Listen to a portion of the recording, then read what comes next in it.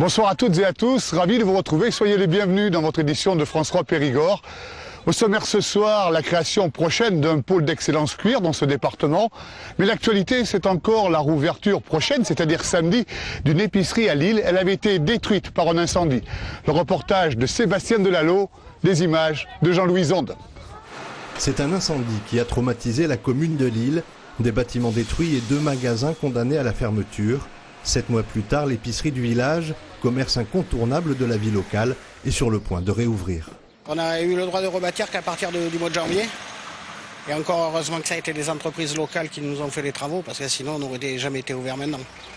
Une supérette multicarte, tabac, PMU, Française des Jeux, une clientèle qui irradiait les boutiques du centre-bourg, un manque à gagner pour les commerçants voisins et un village qui perdait un peu de son âme. Ça enlève des clients des autres commerçants. On n'a plus qu'un boulanger et les gens qui vont à Tocan chercher du pain ou chercher l'épicerie à Intermarché, ils font leurs courses là-bas. Moi, il me manquait quelque chose, je courais au Spar, paf. J'allais le chercher, puis je le prenais, puis je le ramenais, paf. Ça allait plus vite. Pour aller à Tocan à pied, ça fait 5 km aller, 5 km retour, ça fait beaucoup.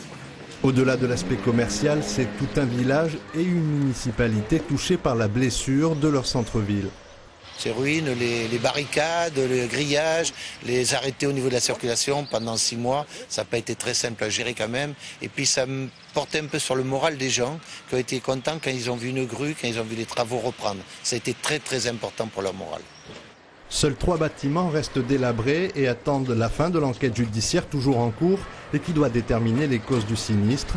La seconde boulangerie du village, elle aussi détruite par l'incendie, risque par contre la fermeture définitive. Repetto et ses ballerines à Saint-Médard d'Exideuil, CWD, la sellerie de Nontron, ou encore Hermès, des entreprises en plein développement. Paradoxe de temps de crise et de montée du chômage, ces mêmes entreprises confrontées à nombre de départs à la retraite cherchent à recruter. Entreprises qui globalement sont positionnées sur un marché haut de gamme luxe qui entraîne une demande de qualification des salariés plus importante. Mais ce savoir-faire ne s'acquiert pas en 2 jours et ces sociétés ne trouvent pas de salariés qualifiés. Il est totalement intolérable avec le taux de chômage que l'on a aujourd'hui, avec le besoin de réindustrialiser la France, qu'on ne règle pas ce problème de formation et ce problème de développement d'entreprise. En question, la filière cuir et luxe de Dordogne. Chaussures, maroquinerie, tannerie. Filière qui déborde sur la Charente et le Limousin. Plus de 70 entreprises. En ligne de mire, la création d'un pôle d'excellence interrégion avec en son cœur un centre de formation. On a l'expérience parce qu'on l'a fait sur Repetto. On a créé au lycée de Chardeuil un centre de formation pour Repetto qui recrutait plus de 100 personnes. Donc on sait que le modèle marche bien. Les métiers qui ressortent, on va citer le métier de la coupe, le métier du piquage et également le métier de la mise au point des produits. Un centre de formation à créer donc en Dordogne, coût 1,5 million, à Chardeuil, Exideuil ou Périgueux, pour un potentiel de 5000 emplois à la clé.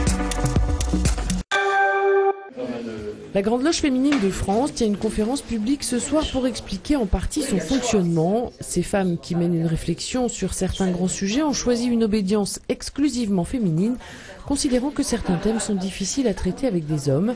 Et parmi ces thèmes, l'émancipation des femmes dont il faut parler encore et toujours.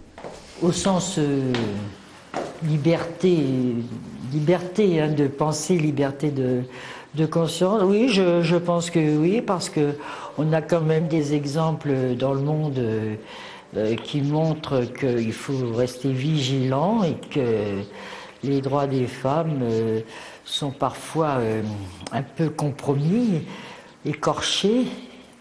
Cet après-midi, des élèves du lycée agricole de Sigoulès ont conduit une opération originale en direction d'enfants handicapés et notamment une initiation au golf. Et c'est vraiment que ton corps, que le haut du corps qui tourne, tu vois. D'accord. Et en bas, c'est fixe. Ils sont handicapés, déficients mentaux ou physiques. Cet après-midi, des filles et des garçons des centres spécialisés du secteur de Sigoulès se sont essayés au golf sur le green du château des Vigiers.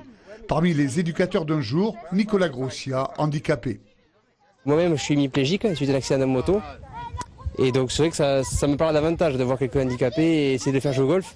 Ça me parle davantage que initier quelqu'un qui n'est pas handicapé. Ouais. Ce bel après-midi de solidarité et de sport partagé, on le doit à quelques élèves de première du lycée agricole du Cluseau destinés à travailler dans le secteur de l'aide à la personne. Des jeunes filles qui souhaitent aussi faire changer le regard des autres sur le handicap et notamment au sein de leur propre établissement. C'est aussi pour montrer à tous les élèves de notre établissement les différents handicaps et leur montrer que même en étant handicapé, on peut pratiquer le sport. C'est aussi pour leur changer d'a priori face aux handicapés. Les enfants ont à la faveur de cette initiation découvert parfois avec difficulté, mais toujours avec enthousiasme, quelques bases du golf.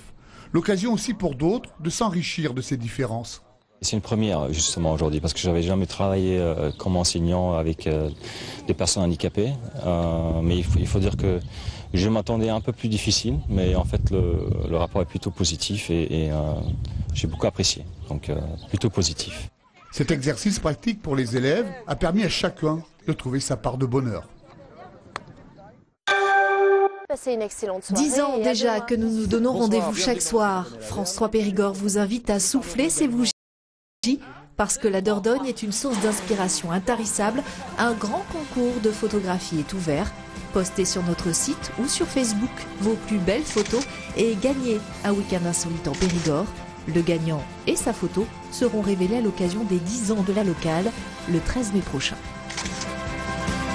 Ainsi se referme cette édition. Merci de l'avoir suivi, mais l'actualité se poursuit avec le Journal National. Bonne soirée.